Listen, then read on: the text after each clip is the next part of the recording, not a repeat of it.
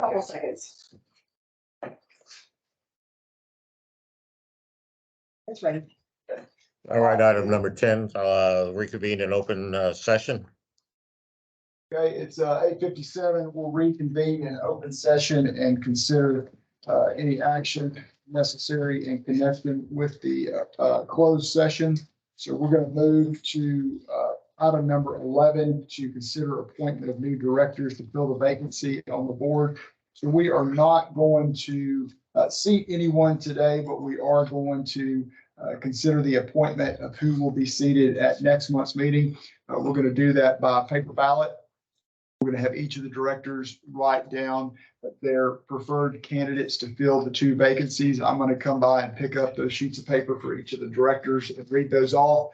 Because we're down to a quorum of 3 directors, the vote has to be unanimous. So if it is unanimous, we'll be able to take action on that. If it's not, then we'll have a second round of voting. So with that, if y'all would please write down your preferred candidates and I'll pick those up.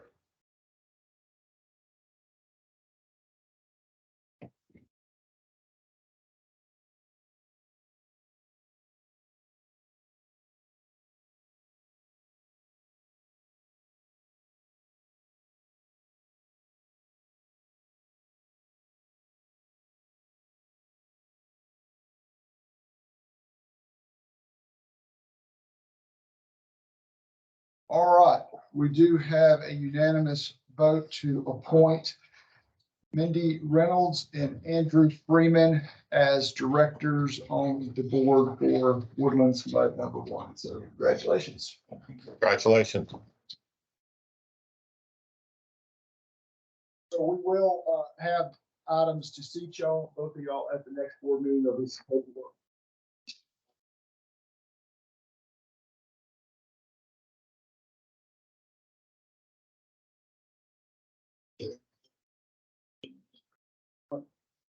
Thank you very much. Did they have to do the training for the Open Meeting Act They before? will, and we'll talk about that when we see them. Now, who gives them the bank account signatures? That will be. Well, it'll be next month as well. Yeah. So they don't have to go through the open training Not before? until they're seated. Okay. That will cover, for today, that'll cover item 11. All right, moving on, item 12, then receive and act upon staff information regarding the upcoming MCAT Board of Directors election for the term office January 1st, 2023 through December 2024. At last night's Metro meeting, the board agreed to the first step in the process of nomination, which is to participate in the MCAD election with the intention to eventually nominate Arthur Bredehoff, who sits on the board currently, to nominate him as the special districts slot in the election later this year. So they made that motion and are moving forward with that. No action by you today. I think my expectation is Arthur will come to the boards to ask for support when that day comes, probably in June, July. So anything else? No, you covered it. What does that board actually do? Take care of the staff and chief appraiser, and they don't have anything to do with ARBs or anything like that. It's the staff at Impact. They take care of the chief appraiser, the deputy chief appraiser. And that's all they do? Well, no, they select the people who are going to sit on the ARB. But they do have an liaison now. Yes. Yes. They What they do? they select the people who are going to be on the ARB. Appraisal ARB review boards. review board. In other words, you appeal, go before them. And there are a whole bunch of requirements. They can't do this, they can't do that. So. But that's what they do. They approve the budget. And they are allowed to select the chief appraiser. They're not allowed to do the other hiring and firing, just the chief Right. appraiser. Chief appraiser. Yeah. All right. If same things are the same, I only had 6 years on that board, so I they've probably changed some rules since then. All right, thank you. Anything else on that matter? All right, we covered item 13 already, item 14. Item 15, discuss and act on consolidation of Montgomery County Mud District with Mud District Number 6. 14, we need to cover. Spring Creek attended. No, I'm sorry. I did attend the open meeting on May 2nd. Was held from 6 to 8 o'clock. And it was surprisingly well attended. I expected to see only maybe 15, 20 people there, but I think there were a total of about 100 people that attended. And there were several presentations, duplicate presentations, given by the SJRA on that Spring Creek study. So I was very pleased by the turnout. Although 100 isn't a large number considering the population of the Woodlands, but it did exceed my expectations. Yeah, I went to. Interesting. All right, item 15. Bob?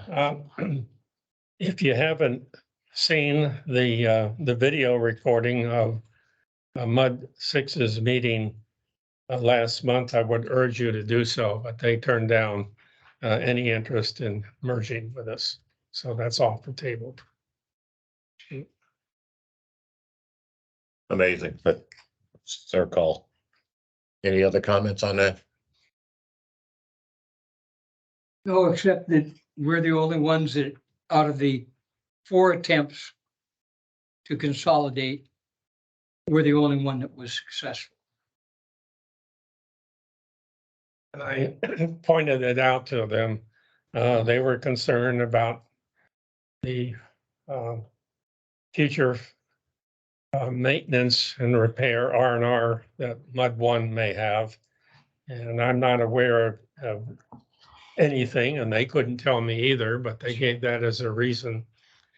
And then also with the Grogas Mill Shopping Center that involves a Mud Six. And if they put in apartment buildings or a lot of housing in there, they may have to purchase some more SFDUEs. Did I get that right? Whatever. So I saw no basis for their denial. They said they'd be willing to talk again 2 years from now, but we'll see. We're gonna hold our breath. Yeah. All right, thank you. 16, receive the attorney's report. Good morning. I've given a fairly lengthy update on the legislative session at the trustee meeting last week, so I urge y'all to take a look at that. One bill I didn't mention was the omnibus bill that would update some odds and ends for water districts, one of which was the per diems for directors that hasn't been modified in a while. So that is still moving on the in the legislature, but we're getting down to the very end of the session. So it's hard to say at this point what will pass and what won't. We can tell you what we're confident is dead, but we can't tell you stuff that isn't dead and is moving, which of those bills will still pass. It's down to funny season, and it will be interesting to see what will pass in these last 2 weeks. You want to comment on HB 1540? Well, that's one of the bills I covered in the update last week. So there was a committee hearing last Friday, and I reported to the trustees that there was going to be a committee hearing on Friday. That did occur. It was live streamed, so you may have seen it. It ended, wasn't quite clear what passed out of the committee by the discussion at the end, but in conversations I've had after the fact, what I'm told, and I haven't seen the final bill that has left the committee, but what I'm told is that what passed was a bill that was identical in language to what ultimately passed the Senate, Original. which does not include what's called the Metcalf Amendment or what was discussed by Senator Colhurst or changing the term of office for the board of directors for Lone Star and making those directors subject to a 1-year term and also to set confirmations. Again, I Oh, haven't seen that, the that did not pass. what I'm told is that language was not included in the version of the bill that passed the committee on Friday.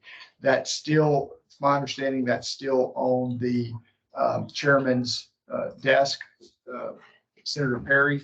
And so it has not left and gone to the floor. But that's what has been relayed to me, but I have not seen the final bill. And I also understand there's a possibility for an amendment being proposed from the floor. Anytime something goes to the floor, that's a possibility. I mean, we have no inside knowledge about what is or is not going to happen, but anytime a bill goes to the floor, that's possible, yes. So we're still in danger of the bill being modified, which would affect the general manager's. For any number of amendments, yes. I mean, you've got umpteen number of senators, and so anytime a bill goes to the floor for a vote, there's an opportunity for amendment, yes. I think we gained some faith in our process when Perry and that other senator talked about the amendment to replace people, on a appointed board. If they start doing that, then everybody can bring their dirty laundry to Austin and say, hey, we need to get rid of Eric. So that was at least one good thing I think that came out of it. At least we're a couple level heads there. There was a healthy discussion. I think, it has caught a number of folks' attention and, has generated a good bit of discussion. Both ways. I mean, you heard the discussion from, Colhurst about the uniqueness of river authorities and how they're self-funded and that they don't receive from the state. So it's created a unique situation there where there's the executive authority that appoints the board. There's not direct, so to speak, oversight from the legislature from them not approving the budget. They're really just subject to sunset, which is what generated the bill in the first place, was the river authority subject to sunset. Yeah, my understanding is that river authorities are not subject to sunset. I mean, Subject to sunset review. And so Review, that's, yes. so that's what this has been. And that's where this bill came from. The article by Metcalf, is anyone going to submit to the newspaper something that gives the correct information? I have attempted to do that with both Community Impact and the Conroe Courier. And I got an email directly from Catherine Dominguez that the Conroe Courier rarely publishes an opinion from ordinary people such as me.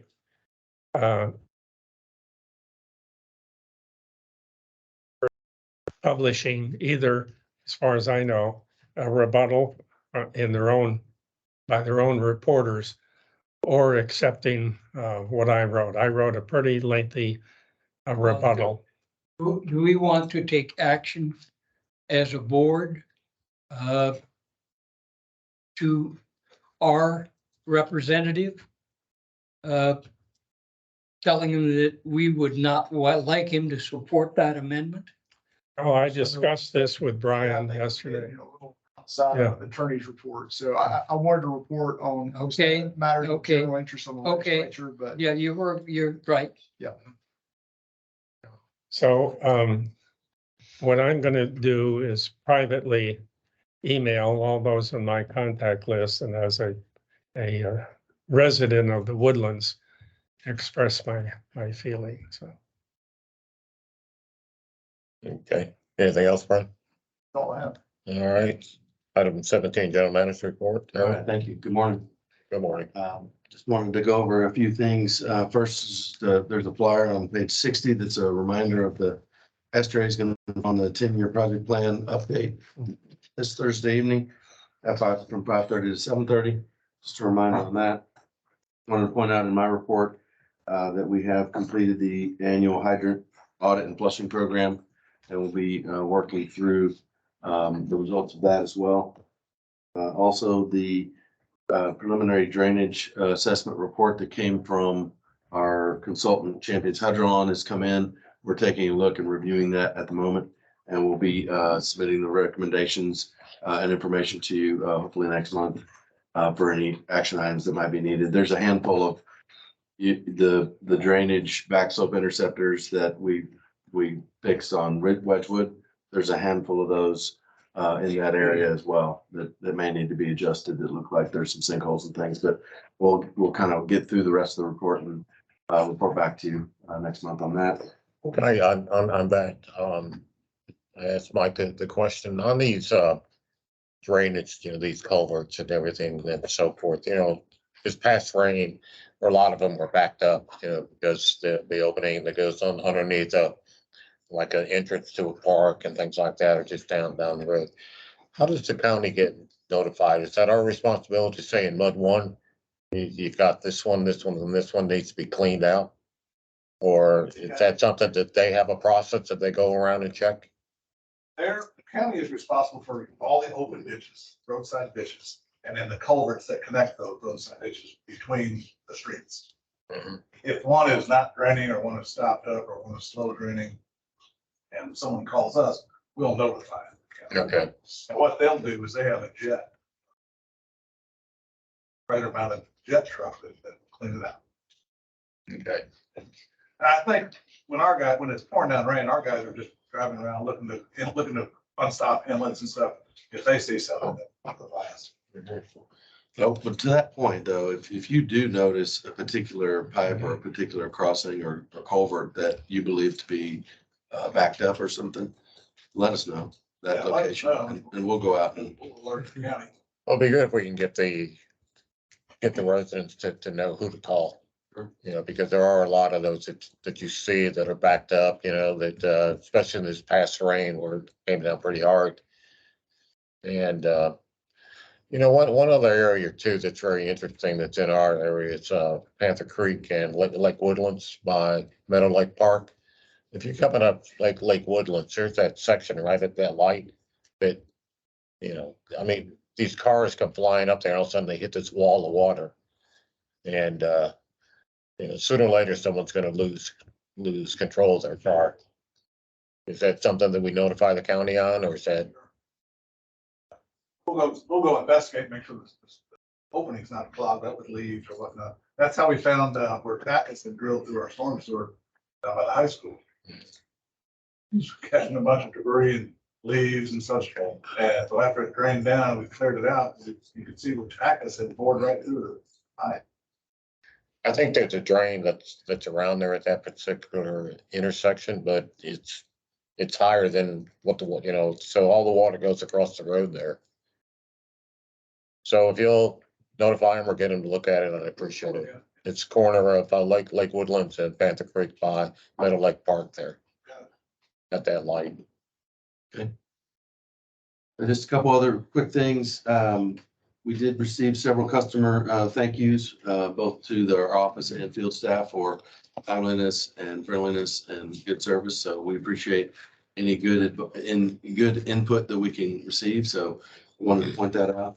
And I did want to have John, one of the things I would like to do going forward is have John talk to the boards about what we are doing on the strategic communication plan.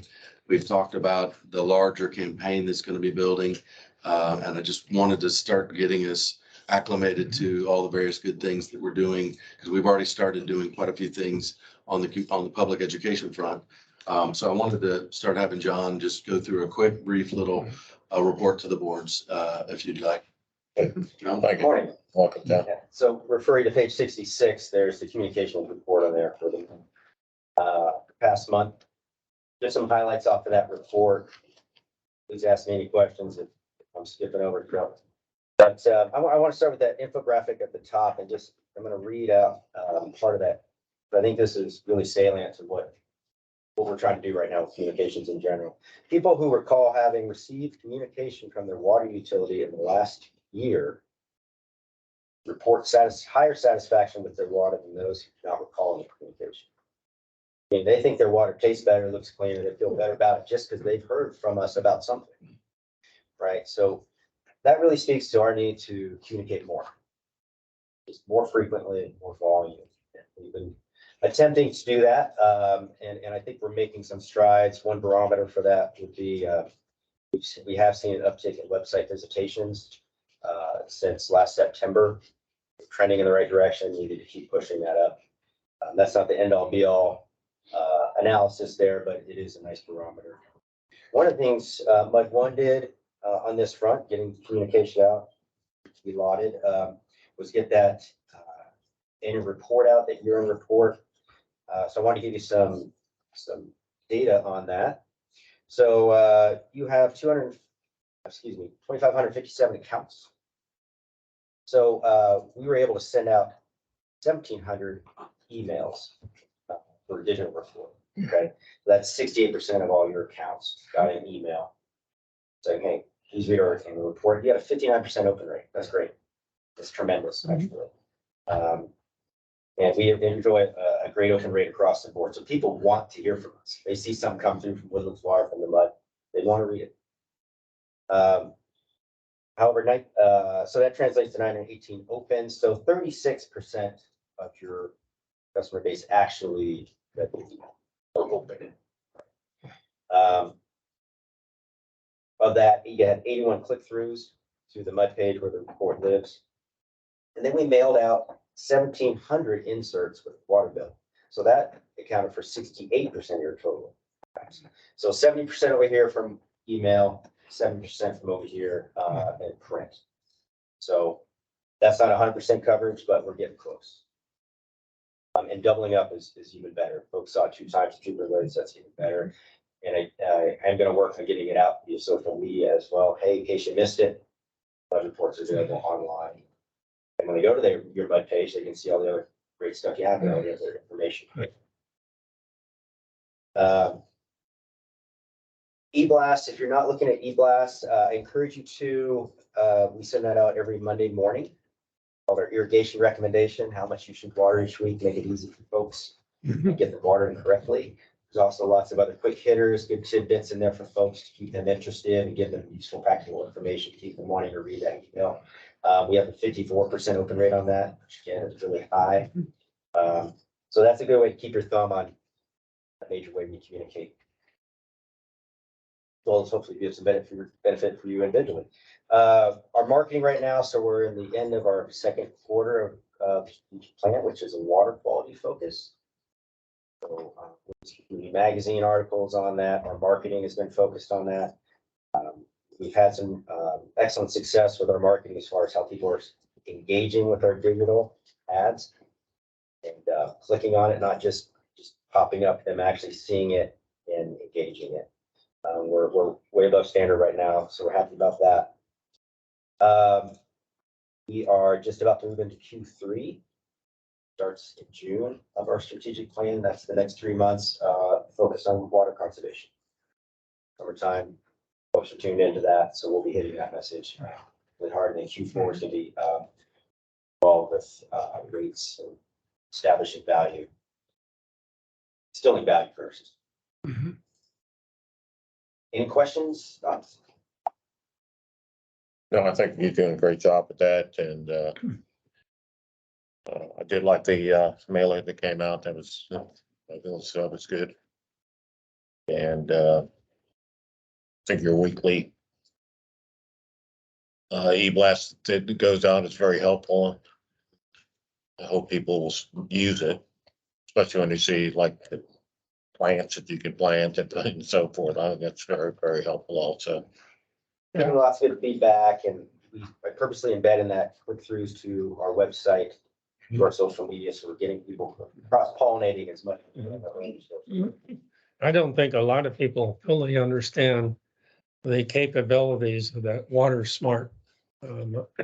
I sat down not too long ago, and I made a comment to my wife. I noticed you got up at 3:30 and went to the bathroom. I mean, literally, that's the sensitivity of the information that's available on that site. So, you know, a little tidbit, just a paragraph, you know, every month on, did you know you can, and just, and I did another comparison when my irrigation system, I was able to calculate virtually to the gallon, the amount of irrigation water that I use when it runs at night. And then I could calculate the rate, how much that cost me.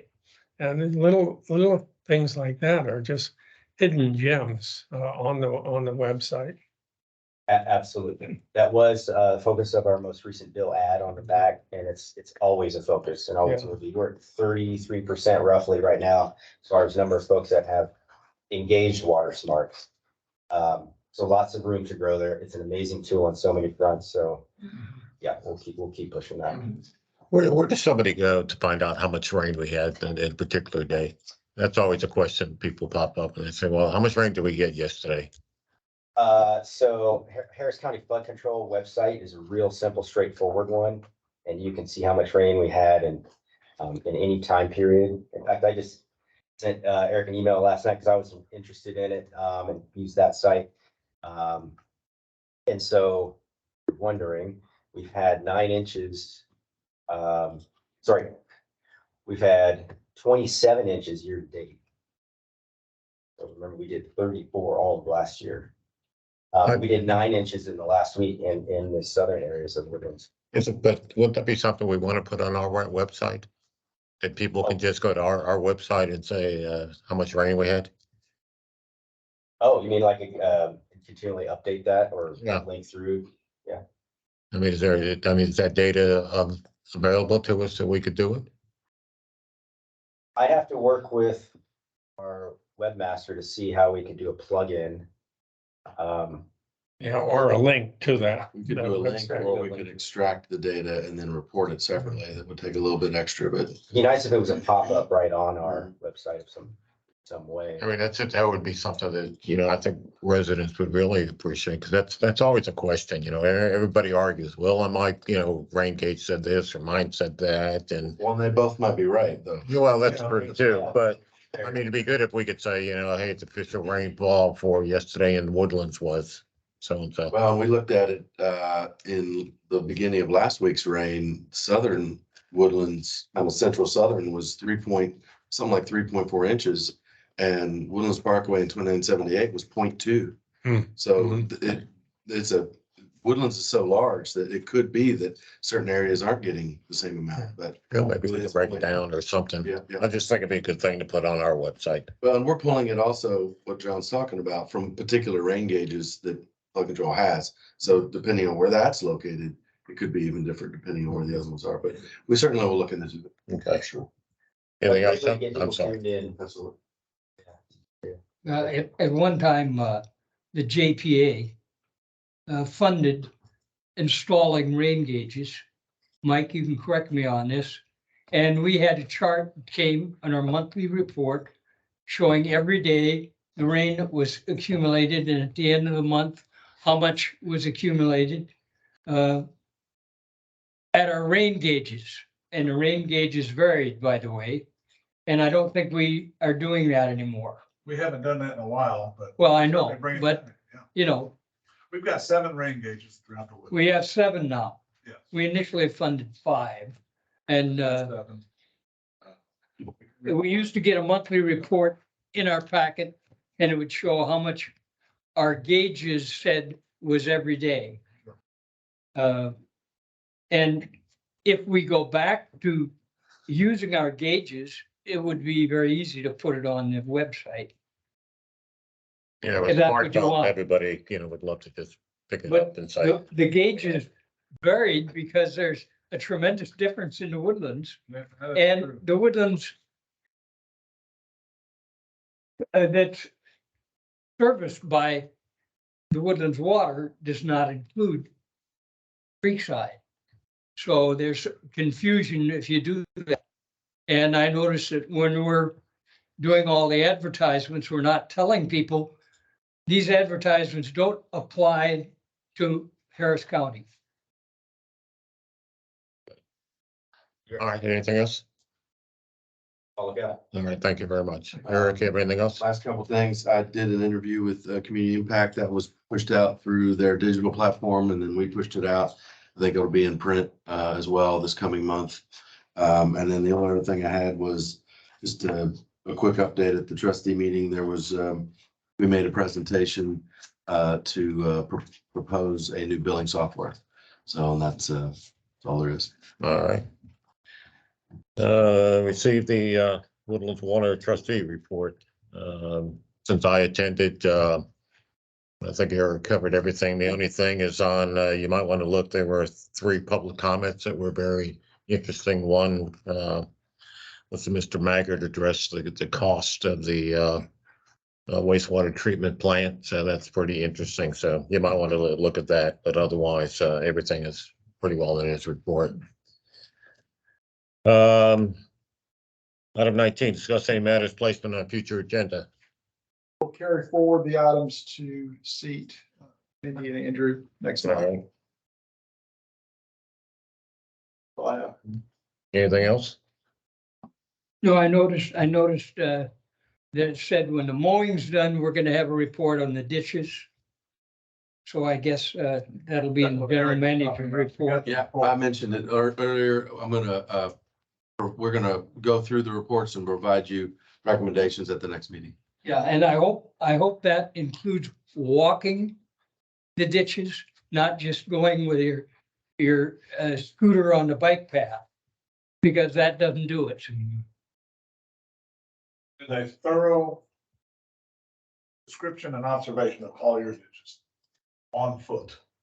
Thank you. On foot. And would you like to receive copies of that in the meantime before next month, so you can start seeing? Yeah, well, we have it annually now, isn't that what we said we're gonna do? Correct.